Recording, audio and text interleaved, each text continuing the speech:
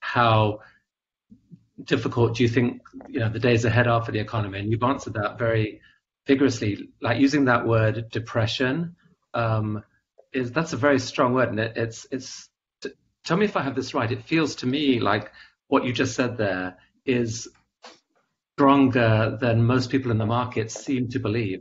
The market is behaving as if we've had the bad news and it sort of kind of wants to come back, and a lot of people seem to think that within, I don't know, a year we'll be back where you are.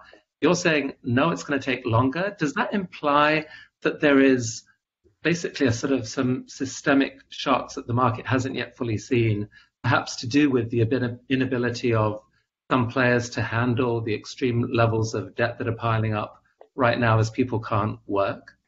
Something in the vicinity of 25 to 45 or 50%, depending what currency you're managing in. And so if you're talking about emerging markets, they're worse because they're not going to get as much and so on. I can describe what I see. Okay, we see something like $20 trillion of losses. Okay, we see, so if you work that through and you say you don't have money and you don't have credit, your business can fail. This, we see this all around us. So there can be failures when there can't be payments.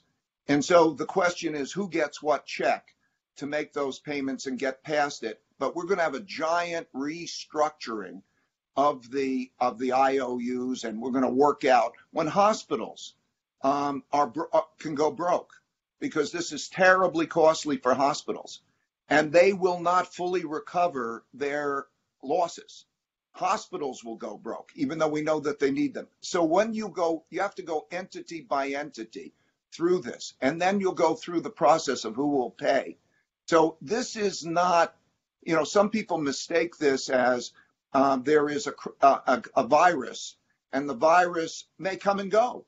Okay, maybe we never see it again. I don't think that's likely, but I mean, the people who tell me say, but who knows?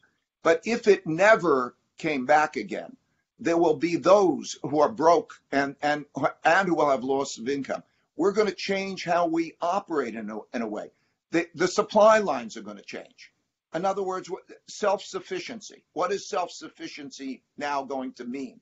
Do we have enough of this and that? We're going to restructure our economy and restructure the financial system in ways that mean we are not going to go back to the way it was.